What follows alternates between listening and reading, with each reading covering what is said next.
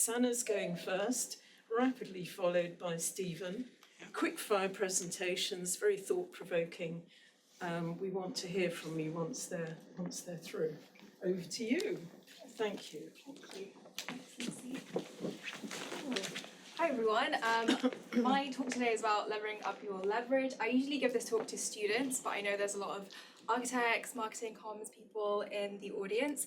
So just a bit background about me. I'm a multidisciplinary designer and content creator. I have a background in architecture. My journey started around 8 to 9 years ago. And when I started studying architecture, I basically had zero knowledge, zero background about what the profession was like, what the industry was like. And I really struggled in those first kind of 3 years. And after I graduated, I decided I'd start a blog. And it sounds a bit old-fashioned now to start a blog, and this was actually what it looked like at the very, very beginning. And To Scale was really just set up to support at least one person, navigating them through university and helping them through resources or things that I had picked up and learned. And since then, it's flourished really nicely into all sorts of things. We published a magazine, did digital talks, online resources, courses and cohorts, and short form content, which I'm also new to. But professionally, it was a different story. I went from getting rejected by 10 different practices after I graduated during my undergrad to then after my master's, I was actually being approached by high-level associates and directors to get recommended for jobs. And you might be thinking, yeah, that's natural, or, what actually changed? And I didn't realize this, but whilst posting content online, whilst putting myself out there, I was building my personal brand. And I think that term's been sort of thrown around a lot, especially in the past year. But your personal brand we'll get into it, but it's kind of like what gave me the skills to build my personal brand was publishing content. So that ranged from copywriting, social media marketing, event management, and I started to leverage these things without really knowing how or why. And a concept that I want to introduce to all of you is the unfair advantage, and it's something taken from this book, which I recommend you all read. But it's basically that we all have some kind of unfair advantage, and the way they explain it in the book is that it's formed through different factors, so money, intelligence, luck, education status. And I'm sure that in architecture we all have many of these, but the main ones that we need to combine is expertise and luck. So a lot of the people here, for example, are going to be very experienced, have lots of knowledge in the field, but the question is, how do you get lucky?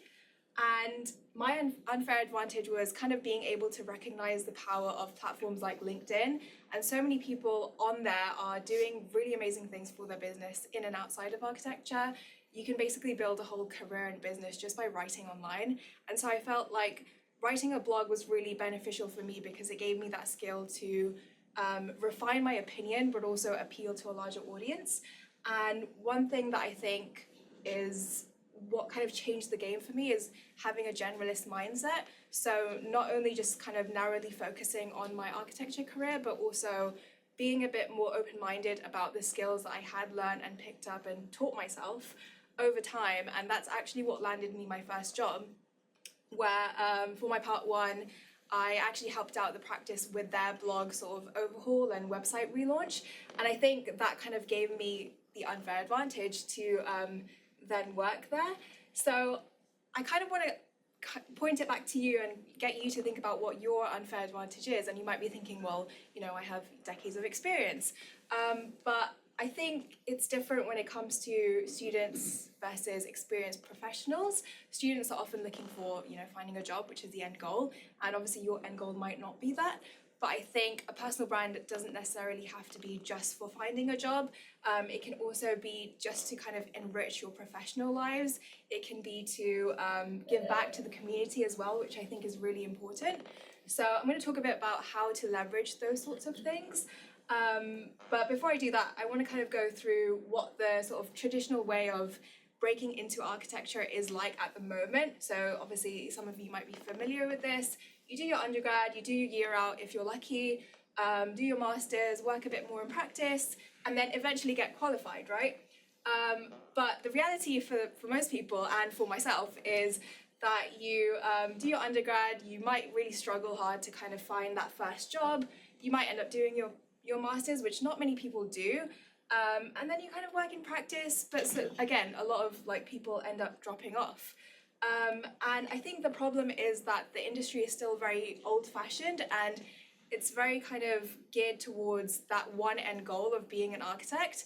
And that kind of reflects equally in how people market themselves and how they kind of craft their personal brand, because it's very sort of narrowly focused and it's always towards that one end goal. But I think by kind of sharing your opinions or leveraging your experience online, you get to kind of build that personal brand, maybe build a community along the way. And yeah, like I've said, if the path to becoming an architect isn't linear, I think we should lean into that way more. So again, you might be thinking, why should I leverage anything? I have a really good 9-to-5 job or a business.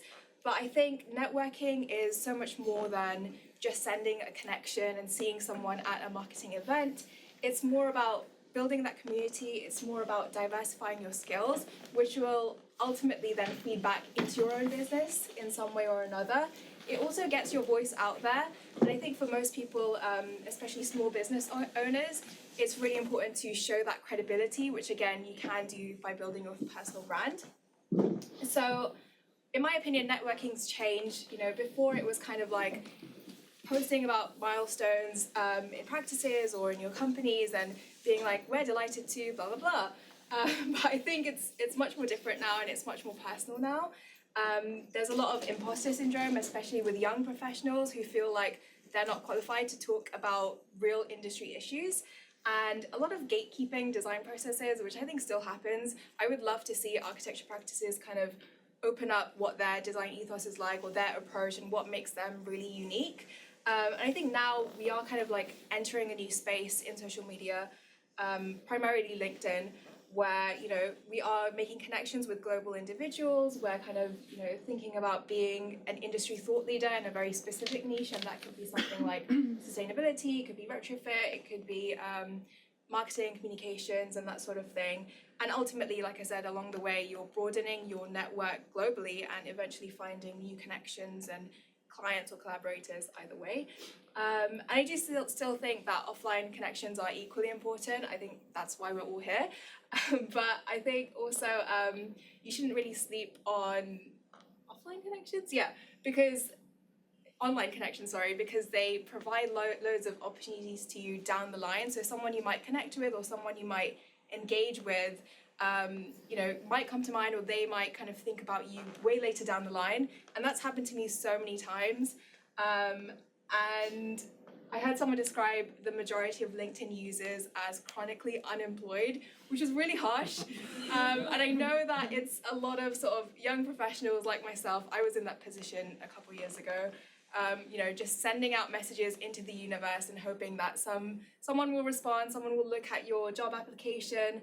But I really think that we have to kind of go beyond it being one-sided. And the way to do that, again, is to build your personal brand. But it doesn't necessarily have to be one-sided. It can also be in an effort to kind of enrich the community. And I think we talk a lot about problems in the architecture industry, you know, unpaid overtime and kind of the really shit kind of job situation. But I think if you do build your personal brand, it can be about giving back and mentoring young people. It can be about, you know, teaching or reviewing portfolios. Like anything as simple as that is still contributing towards your personal brand.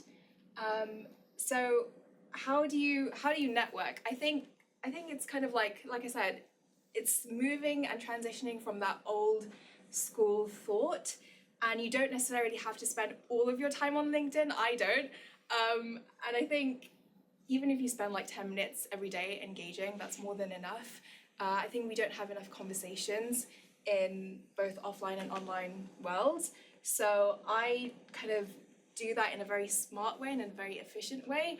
I love productivity and that sort of thing. So I schedule my posts in advance just to set it and forget it. And that's kind of just an example of how your personal brand doesn't have to be something that you're working on every single day. It can also be something that's working for you in the background. And another thing is that your opinion is valuable too. So I think that's also something that a lot of people don't really think about when it comes to marketing.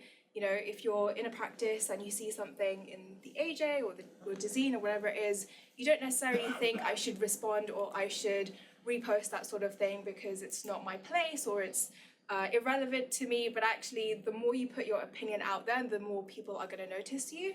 And I think that just, you know, makes for good conversation and more connections authentically. So I'm actually going to invite you guys to take a minute to post this slide, if you will, to in an effort to, I guess, be more online and present on LinkedIn, and yeah, basically just share anything that you've learned so far or might learn. Lots of students love doing this, so I've just included it in there. There's a lot of phones going up here, isn't there? Here we go. Yeah. So yeah, be sure to tag me and tag Temple Bar Trust, tag Stephen. You can tag me as well, why not? All right, put me in there. Okay, brilliant. So again, for the practice directors in the room, you might be thinking, okay, I get the personal brand angle, but what is it actually going to do for me and my business?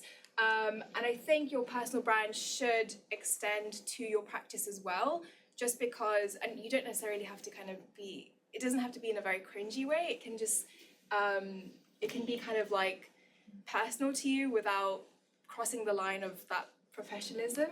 A really good example of this is Oliver Lowry from Ackroyd Lowry.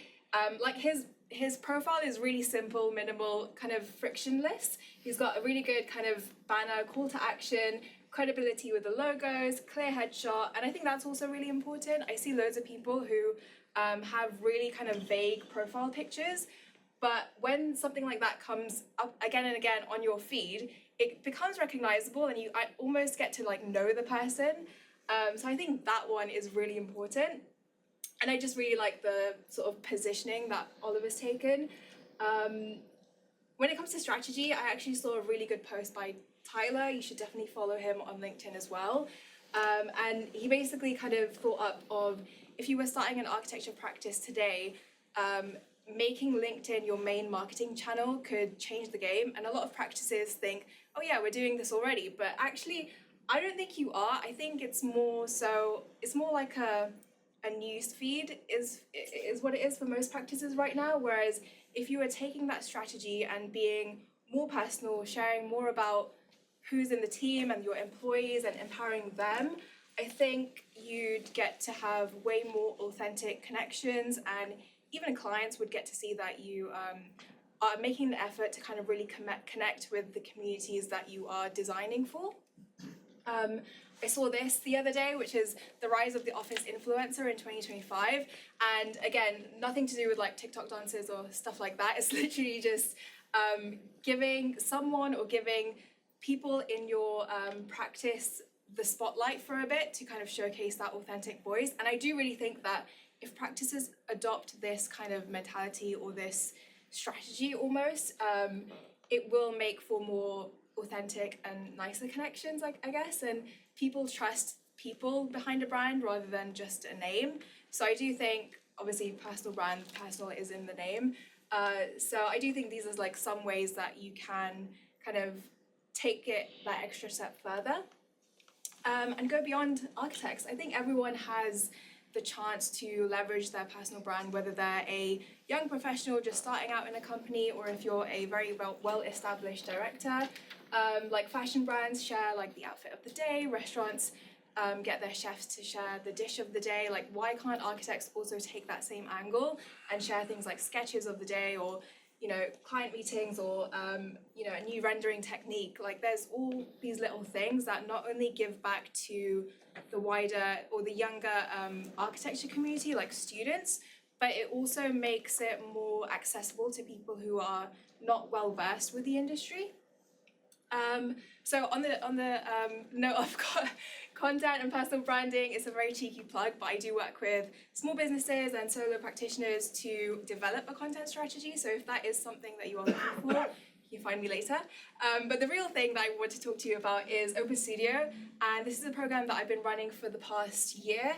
And it's a series of workshops with practices where we basically just open up studios to get graduates' foot in the door.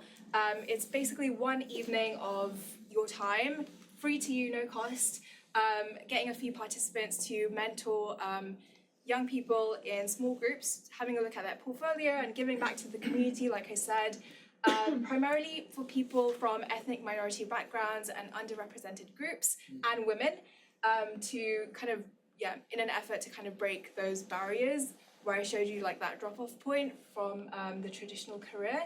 So that is something that I would really love for you guys to get involved with, and I basically do all the work in terms of event management. You get access to my community of almost 50,000 people, and a pool of really talented people who constantly show up and make an effort to network.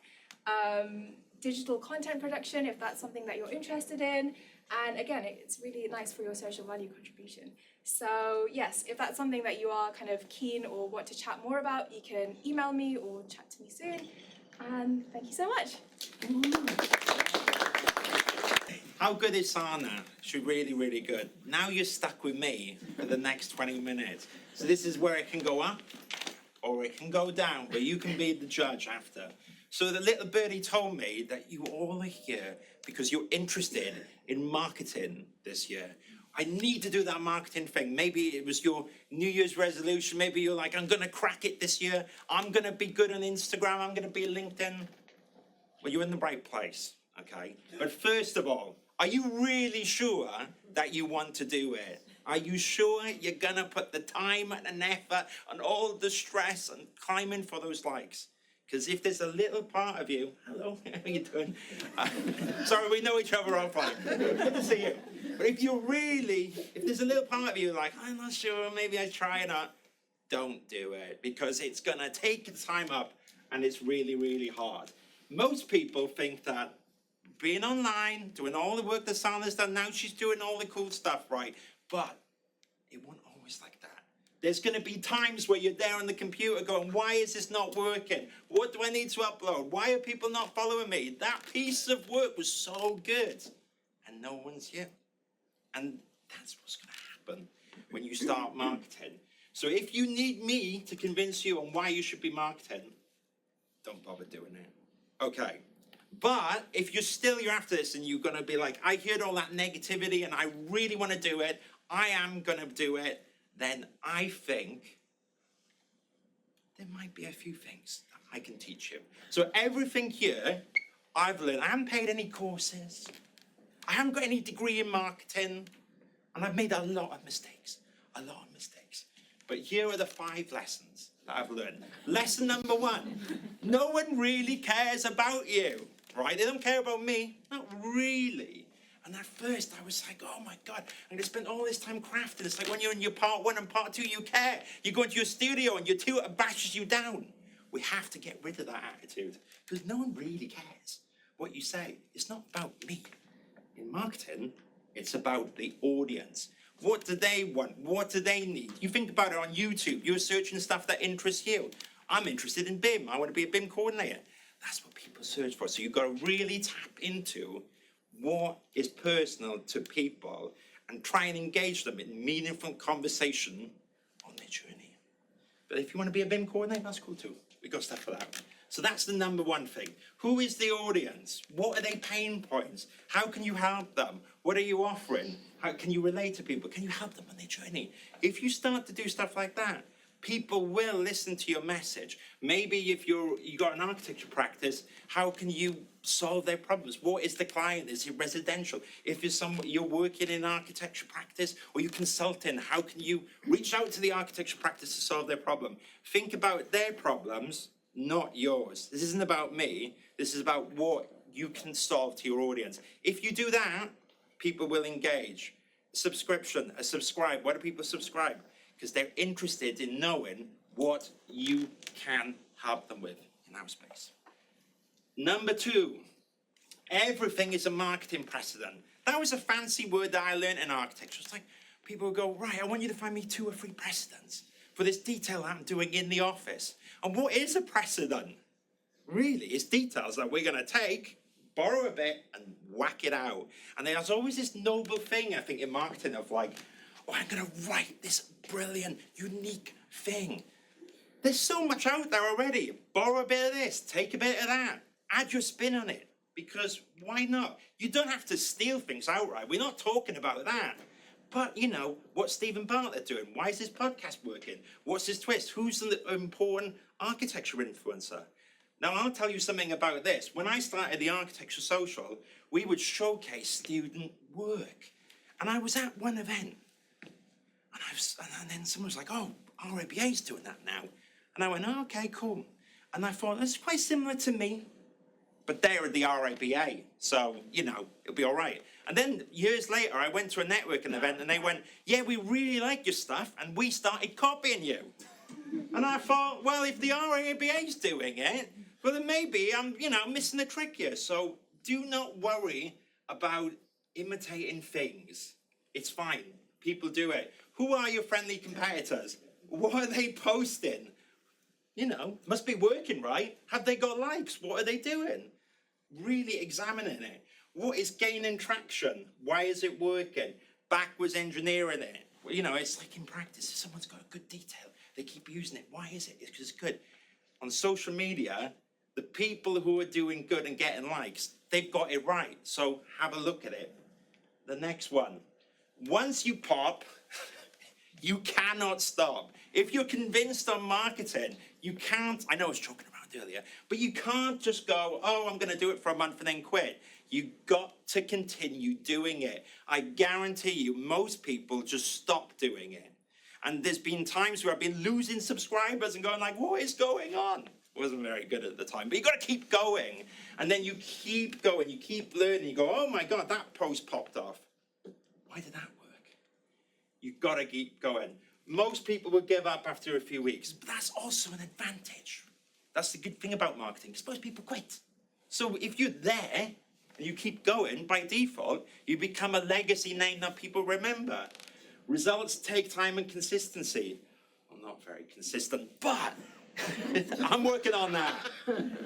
I'll keep going. Right. Be the longest standing in the game.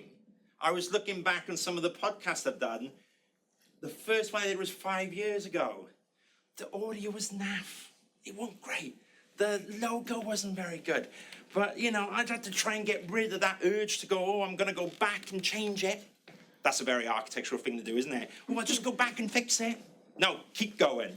And then 250 layer, the audio's still mediocre. But we're getting there. Always be closing. This is a squirmish thing that some salespeople say. But I do sales as well. You need money to survive, right? But what's the point? Always be closing. I think sometimes people meander in the thoughts and don't mention why they should work with people. The amount of influencers I know that they've got all this audience, do this amazing stuff, and then no one knows that they can use them for this. They can work with them for that. You should offer your services. And there's this weird thing that sometimes we do in architecture. Can't talk about money. That's a little bit uncouth. I can't really offer my services. Put it out there anyways. What's the worst that happen? People don't work with you. No problem. But if you don't ask, you don't get. And the last thing, this is point number 5. But I got it wrong. I actually did. But I'm going to sound really intelligent. If it's not perfect, post it anyways. Because the amount of time I see people going, oh, I'm not sure. It's not right. And then they don't post it. And what happens? Doesn't get sent out. Who cares? Just post it. There was a very, very good student in my part 1 that I studied with. And he was perfecting his project, making sure it was right. The deadline was coming, and he didn't submit it because he was so worried about it. And his project would have been better than mine. But me, I submitted them, you know, mediocre drawings, and it got out there, and I got the grade. And the point is here, if you worry about the content and you don't post it, you ain't gonna get any results. And actually, sometimes posting something and you go, oh, it wasn't very good. You will learn from that. You will learn. So always be posting. If it's not perfect, post it anyways. And this is something I really like to keep in mind. So this is Ricky Gervais' quote, right? And this is on the old Twitter before Elon Musk go away and stuff. So we can talk about that because it's the old days. And I always think about this because Ricky, he said he got a proper job at 28, gave it up to try comedy at 38, decided to get fit at 48. It's never too late, but do it now. Have a great day. With marketing, you're all here at the start. You know, basically what I'm trying to say is, if you're proper committed to it, you can do it. Marketing is something everyone should do. We all do it. We all can do it, right? But we got to force ourselves to do it. Do I want to log in and write a really good post every day? No. I'm going to try and get someone like Sana to do it down the line, but we all need to try and do it. But if we get the discipline, we can do it, and it does get results. Quick story about work. I was always trying to get inbound leads. What does that mean? It would be great if a project comes to me, but I've got to ring people up, get work. It's taken me 4 to 5 years of doing all this stuff for people to go, actually, I saw something online you've done. I want to engage with you. It's taken me a long time to do it. It's taken me ages. I've got to force myself to do it. And so in this, I didn't really start marketing until I was 34, and now I'm keeping going. And let's see where I am next year and the year after. So it's not too late for you at all. You could do it now, but you really got to think, do I really want to do it? And so if you don't really want to do it, forget it. But if you do, everyone in here can. And it will be about you. The death of ego, remembering it's not about you, it's about them. Posting consistently, can't remember what my other point was, but it was very important. Just keeping going, not caring, just doing it, learning, looking what people are doing, taking a bit of this, taking a bit of that, putting your twist on it. If you do stuff like that over a period of time, I guarantee you will build up an audience. Or at the very least, you'll become stronger professionals for it. There you go. Thank you so much. I regret wearing my coat on this. Again. Marketing is multifaceted, and a lot of it, you do it in a hardcore way because it's new business development, right? I mean, apart from the fact that everyone is struggling with tenders, and we leave that to one side. But, the one-to-one marketing, my father was an architect, and in the old days, he used to go, meet his clients in gentlemen's clubs, because that's what they like to do when he wasn't working for the government, kind of thing. But and he was quite reticent about talking about money until he actually overcame that shyness, and he became really wily about the whole process. So the point, there's the whole world to it, and this whole business about becoming a thought leader and having a very strong brand identity on LinkedIn. I mean, everyone is seemingly on LinkedIn trying to, convince people that they are the ultimate thought leader. And there's a lot of very long LinkedIn posts. So what's your response in terms of, is there a how-to from both of you as to how to convince people that you actually are a very innovative thinker in a LinkedIn post, and what not to do? I think what I would say really quickly is who's your audience first? Because if, for instance, you're trying to get people who are looking to build house extensions, then maybe your audience is on Facebook, it's on Instagram. I think LinkedIn does really well on business to business, which is the space that I'm in. So it's all about helping professionals solve a problem. I think that's step number one. And then going back to that thing of I always try to identify what's their problem and then build a post around that, their pain points they have. So if they need a qualified architect, what do they need? How can you construct that? And then from that, you will build the post. And then from that, it's about seeing if you can catch their attention, catch their engagement. But what do you think, Sana? Yeah, I agree. I think it's more also just experimenting with loads of different things. I think the great thing about LinkedIn is that there's no rules per se, as like other platforms where you have to think about hashtags, you have to think about hooks, and all those different things. But I think LinkedIn is more constant, that sort of anyone can kind of, if you write really well, anyone can kind of do really well on there. Yeah, I think there's different forms of quote unquote going viral. It's like you can get a good killer reel on Instagram and it can do really well. But the other thing is what's important to you? Is it winning a piece of work, engaging in the audience, or is it mass numbers reels? And then that's another important question. What's the best outcome for you? Is it getting a lead where you get to work with someone that can engage with you, or is it about building a follower and building traction? And there's no wrong answer. I think either are fine, but maybe that will inform the decision on the content of what you're doing. Yeah. All right, so I'm Io. I'm a Nice. marketeer, and I work with architects and engineers. So no, it was really good. I had a question for you, which was because I did a typo last week. Yeah. I did like a carousel, and I had a typo. What's the worst mistake you've done on a LinkedIn post? I've done some. I'll tell you mine afterwards. But I've done some really bad ones. Really, really bad. I always think about never try to go on LinkedIn after you've had a few beers or something, because you think I've got a really good idea, and that's never ever good. Also, I think the number one that I do now is actually I say this to people, you want to be somewhat positive, and I think in LinkedIn sometimes it's good to reply to people, but then sometimes there's going to be Debbie Downers there. I don't know the right word. I know. And when you can get sucked into a back and forth, but there's a few names online, I like having a joke in it, but you think you can get sometimes sucked into an argument with someone who's got a genuine issue, might not even be with you, about the world, or like, but, we need to be proper part pre-qualified architects. I totally get it. But at the same time, I'm not the ARB, I can't help you. So sometimes you have to remove yourself. So the worst ones I've ever done is where I've got sucked into a genuine argument. And then afterwards you go like, what am I doing? Like, what am I doing with my life? You're with your partner in the kitchen going, babe, there's this person that's just said this and this. Like, I think you got to remove yourself from that. So those are probably the worst things I've done on that. Worst things I've done on posts. I've tagged the wrong person into something before.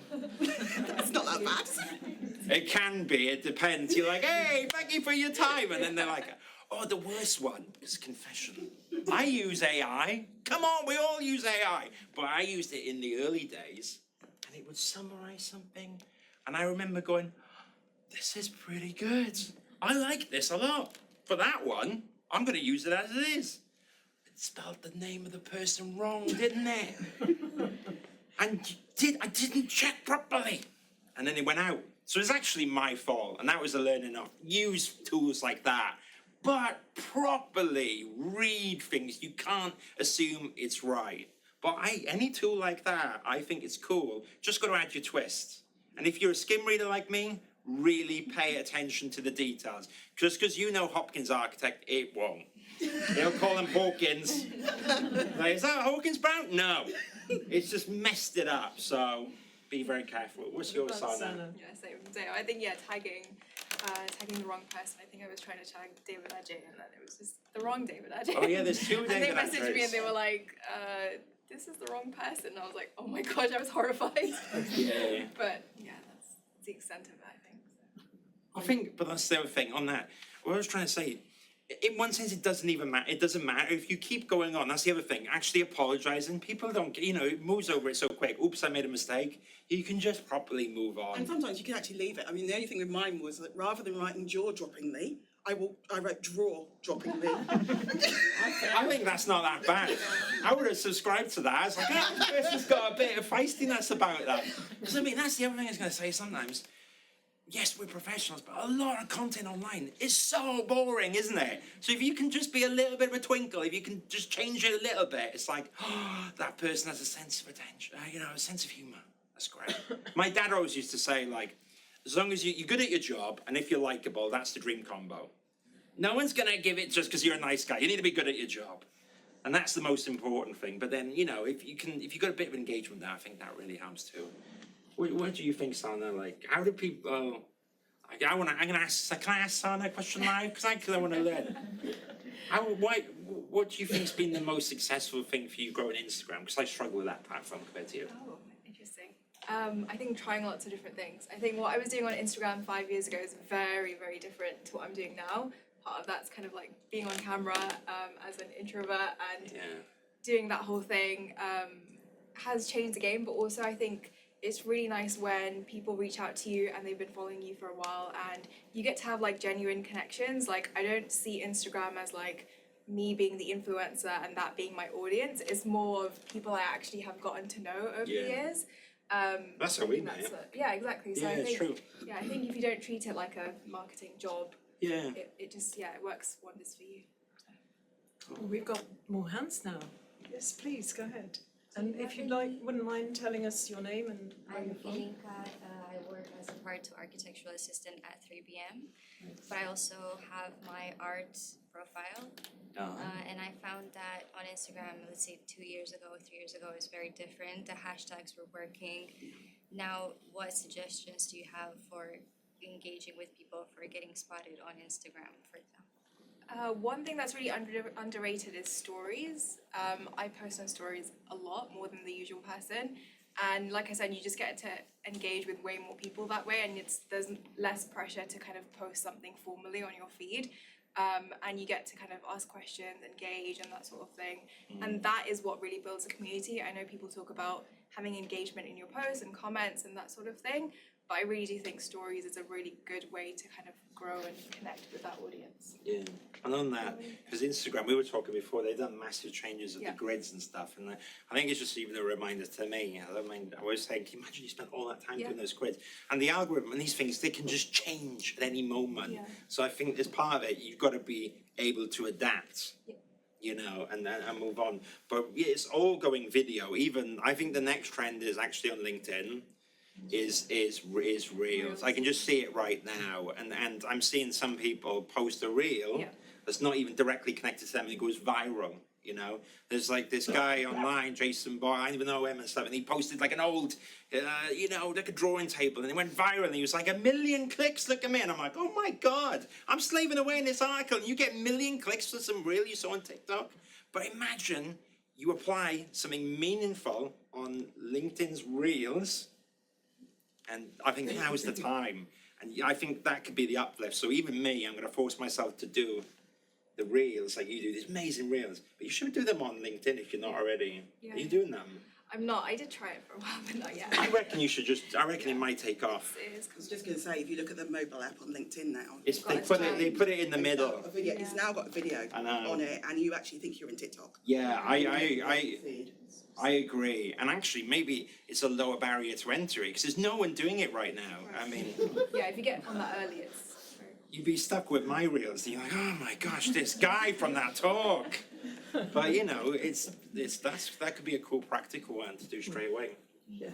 Oh, we've got lots. Oh, I love it. Here's the questions. So the lady in the pink put her hand up first, I think, and then we'll have this guy and then this guy here with a white top. Thank you for your talk. I thought they were both excellently presented. My name's Stella and I'm a Part 1 architectural assistant at Knight Architects.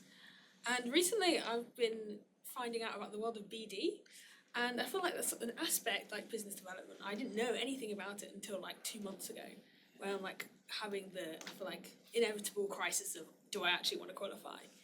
And I think that links very strongly to the marketing side of things. But how would you have wished that your architectural institutions embedded that side of things into your education? Because I realize it's kind of just as important. You have to win work to be able to work.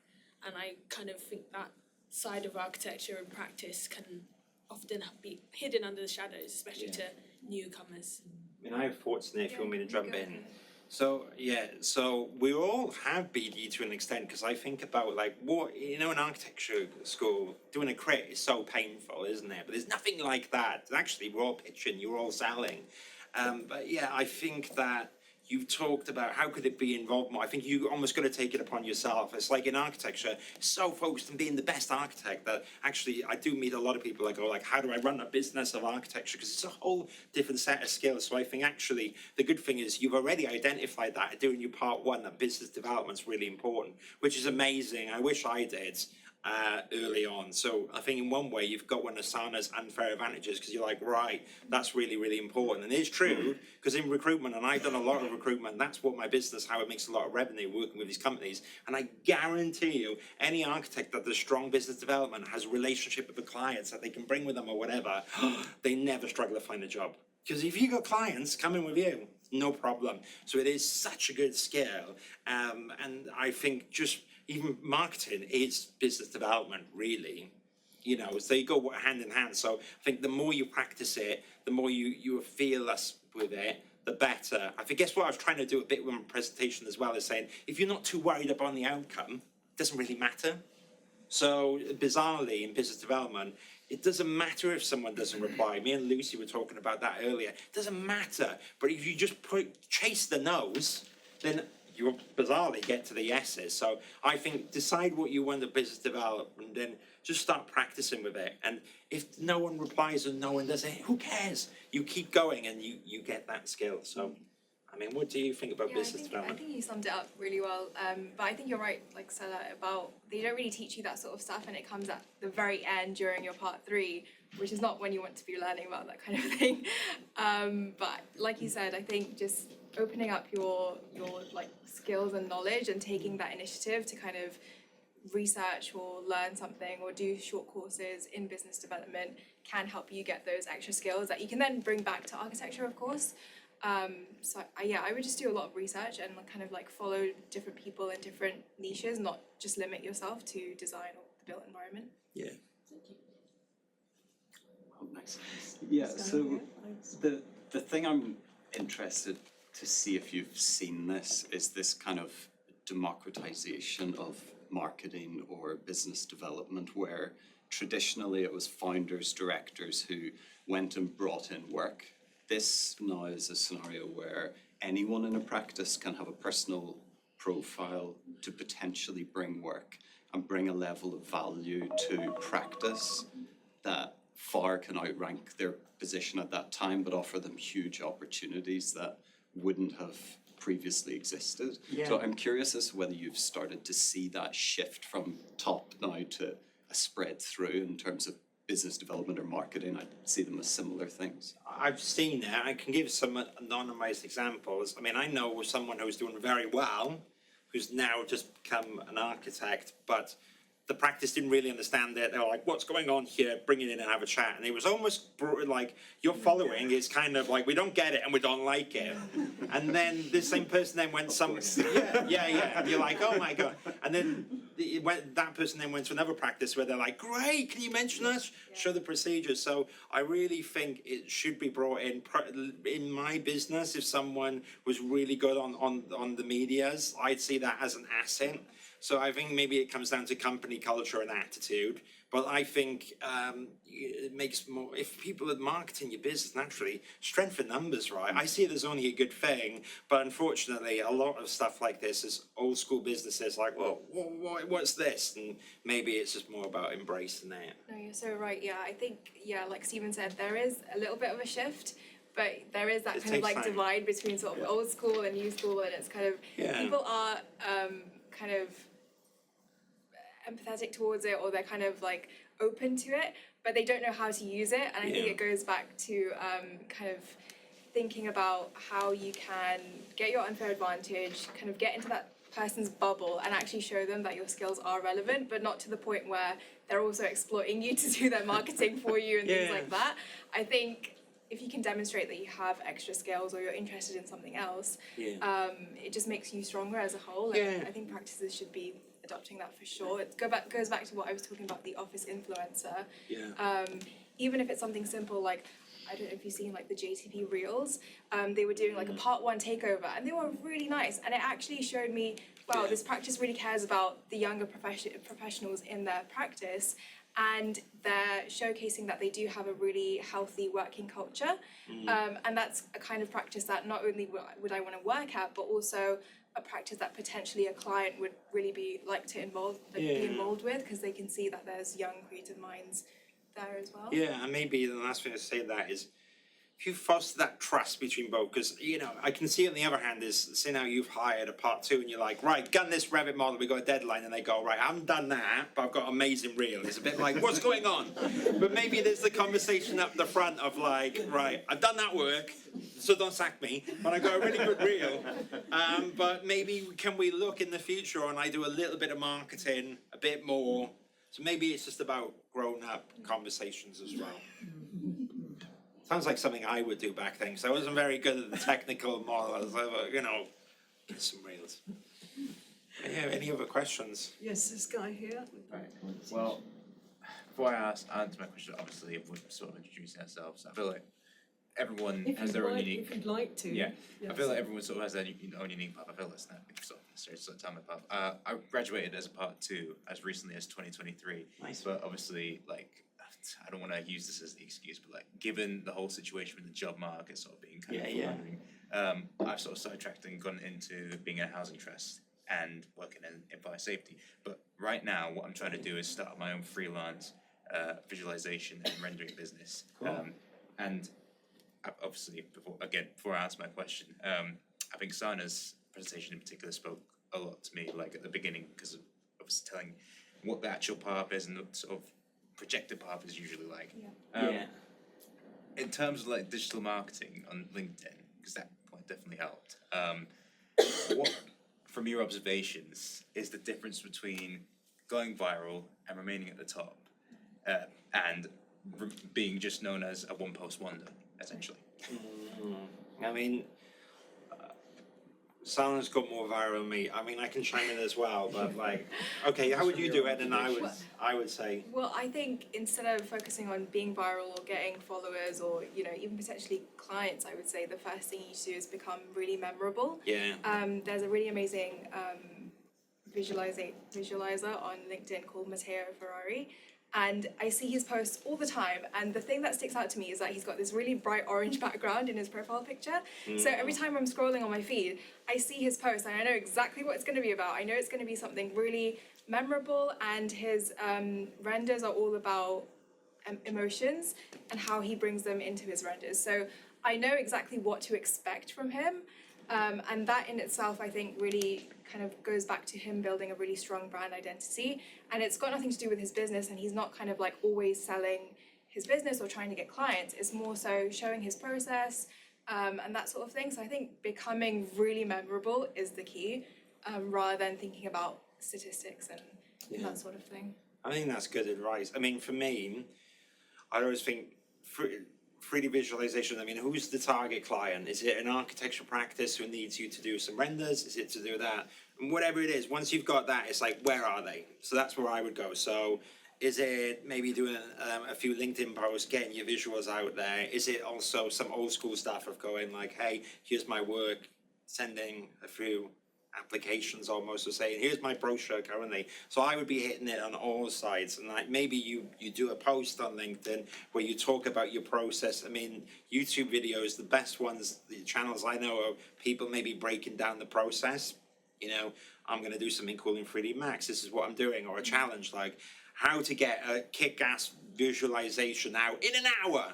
And because if I was busy in an architecture practice, I was like, I don't know, let's get that guy who can bash out that amazing 3D visual in hours. Then you do that, and then you send it to people, and then you put it online. So that's the kind of things I would do. But it's going to take time. But if you just start doing it now and chip away and build up this bulk of content, you probably get there.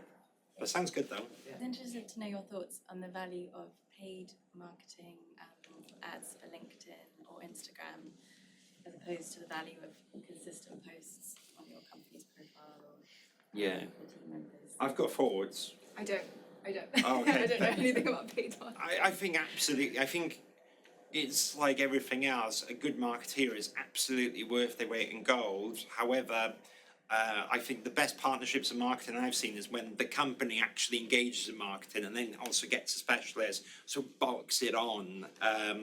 That's where I've seen it work well. Where I've seen it not work well is especially with smaller architecture practices, because I worked in-house in recruitment on one while they did the marketing, and I felt like that working relationship was, we've got someone that does comms and then it goes out, and then the people will be busy doing all the architecture, and then it comes back and then you grabs that post and puts it out, and the results were subpar. But where I've seen really good marketing companies is like get in bed with the practices and the practice owners, invite them in, show them the process, and it kind of goes up and up and up.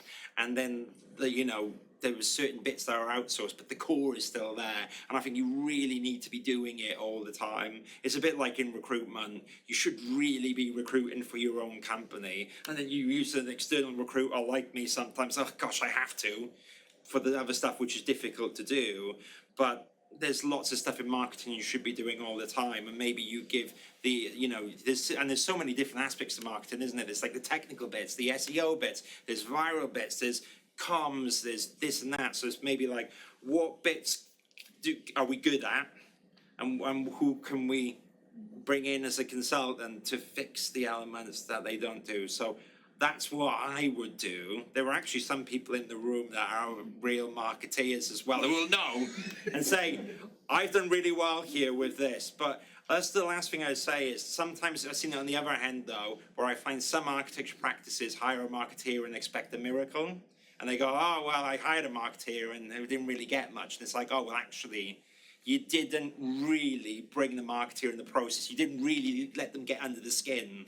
So I think there's a bit of that. But where are you working in an architecture practice right now? Are you? And what's your role? Well, I work in marketing for David Moy Architects. Oh, cool, yeah. I was just interested in, we use LinkedIn, but we've never run any paid ads that might boost a post. Yeah. Do you know what? And I've got a new theory as well. So you can speak to some proper marketers, but also, as well, like in this room, like Susanna, other people as well. You got all these amazing like part ones who are like doing kick-ass reels, and I'm pretty sure that you could say, why don't you do this? And you'd be helping them because you're paying them, and you're keeping it in the industry. And then you go, why don't you do a cool LinkedIn post with me? And also, I like bolting onto people's audiences. So a good example, we did before actually, where I was like last year, I need to do it again actually, but I said, Sana, I don't have a clue, can you do some reels for me? I'll pay you a few £100, just do it. And then Sana went off, did it, and I was like, I don't know, keep it around the theme of CVs. Yeah, I think it was, yeah. And then one of them went viral. And it was on Sana's audience, and they all started following me. I was like, this is great, I need to do it more. So we actually need to talk more after this. But it was bringing that person's audience in, and that's really powerful. So I think there's something of using architecture influencers to bolster that on. I think that could be really good. I think there's two questions there. There's the micro-influencers, which is what you're talking about, Yeah. which I think is really powerful. I mean, I did a marketing plan for 3D printed concrete beams once, but actually we found lots of micro-influencers who are the people that could move the needle on that. Yeah. And that was really, really successful. So you're absolutely right that finding really, really niche audiences, which you can do in our sector, works. But I think, is your question about doing paid ads more, like the boost post or the... I don't think you need that so much. Well, it depends on what you're doing. Yeah, So and your I've- budget. Yeah, and I think sometimes I've done targeted campaigns going, we want to work with certain housing associations, or we want to do this, true. or we want to get this message out to somebody. Yeah. And then you could actually find them through paid ads. And you could actually get your message out to those people Yeah. on their feeds. So, and that can be really successful. With that as well, and then it gets really technical with when you got ads, because then it's like, where are you bringing them to? Are you bringing them to your you have website? to do all Have that. you got the fund? And then it can, so, It's a campaign. Yeah, It has and- to be a proper thing. and I think, so, because David Morley, last mini thing, how, small company, nice company, how many people in David Morley? I think I met him. Between 25 to 30. Yeah, it's nice. So, but then bizarre, I guess, where's the campaign going to? I don't know, I get all caught up in this stuff as well. It kind of fed on to the sort of business development chat about how do you engage your sort of more senior team, your leadership team, to be on board with like more, I suppose, engagement, like Yeah. LinkedIn and stuff, because they are quite old school. I So found I that- work in new business and that. Yeah, from personal experience, I find it hard, especially if the company's big. Sometimes I find that smaller companies, when they're entrepreneurial, they can make their own decisions. Like Sana mentioned, Aquilari, I worked there for a little bit. You get two directors in the room, you can convince them. But, I've worked in a larger architectural practice with 200 people, and it's like, oh, things have got to go to the board and all this stuff. I kind of sometimes like doing things. What I've learned is in my career where it's gone well is where I just do it anyways. Just do it, then I just do it, and afterwards they go, oh, check out so-and-so, she's doing this all on her own. And you're like, hang on, where were you when you were telling me not to do it at the start? So I like to just run with it and get the results. But that's probably not what your board want me to say, but that's the whole... When I was like, when I was part two, I followed everything to the book. it didn't really get me anywhere. And it was only when I started just going, well, you told me to do this, and I'm going to do this over here, then I start making things in my career go ahead. And with marketing, I remember everyone's like, oh, you can't say that online. That won't go down very well. I was like, I'm going to do it anyways. And then when I started doing that, as long as you're not offending anyone or anything, we don't want to be like that, but things started happening. So I would do it anyways, and with your board, I would do it. And it always reminds me of like the people who never ever are without a job is when they've got the clients back in, or you bring a client in. You're untouchable. And so I think I would just do it, lead by example. And then, at the end of it, then you flip it around. You'll be on the board, won't you? My question is about how to tackle changes in practice. For example, if you want to expand your client's sector, or if you want to present a new service, how do you do that without losing your identity? Whoa, that's hard. I mean, you You go for it. Okay.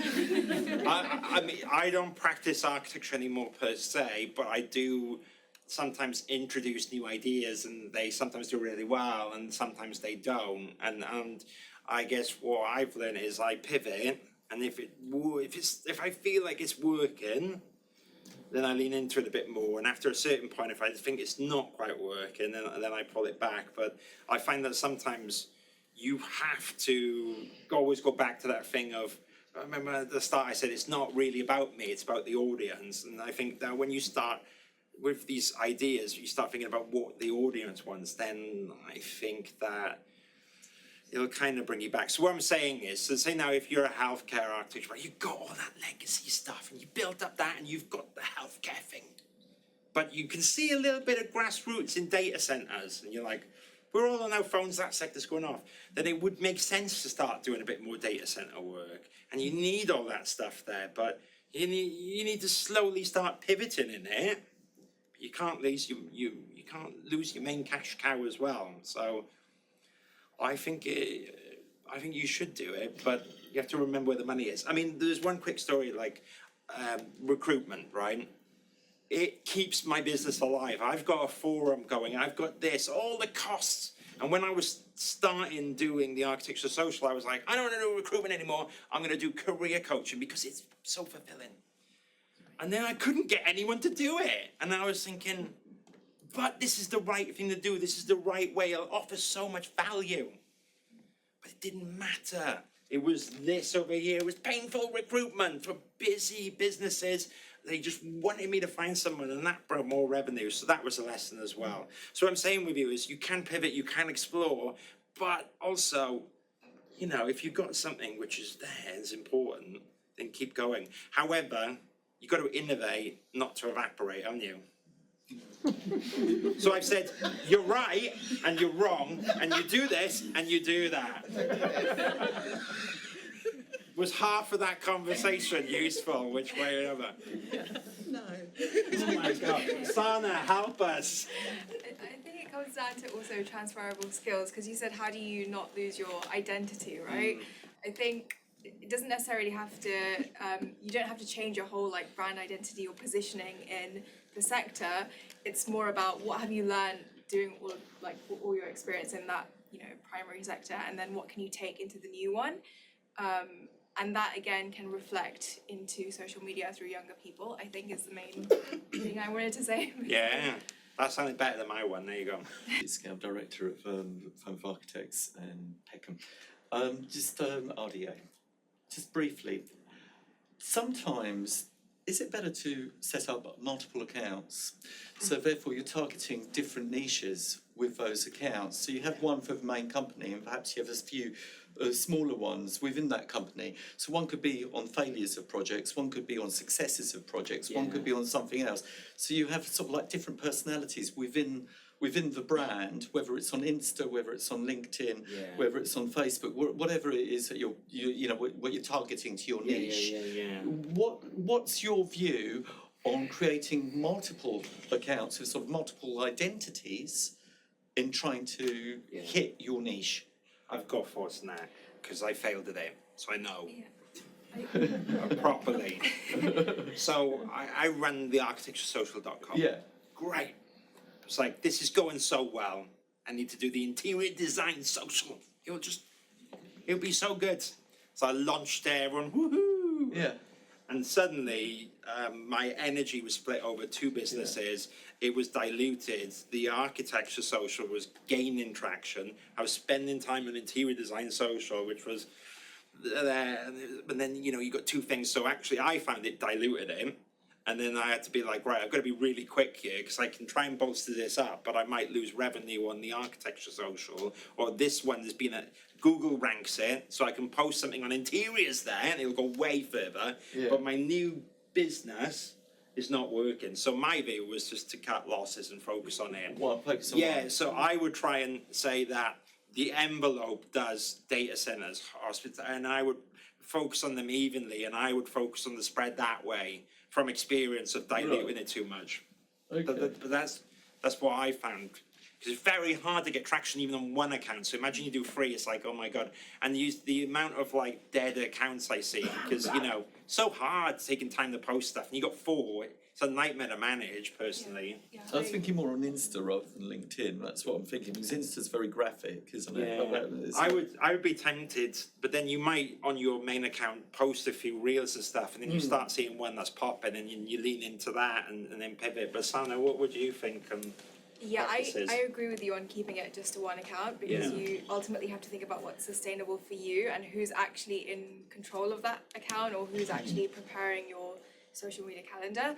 But having said that, there are a few practices that do have second accounts where the primary account is mainly for, documenting their work, for example. It's more client-facing, whereas their second accounts are usually more towards the public. It's more about the people at the practice, usually larger practices. Some that do that really well is Morris & Company. JTP also have a second account.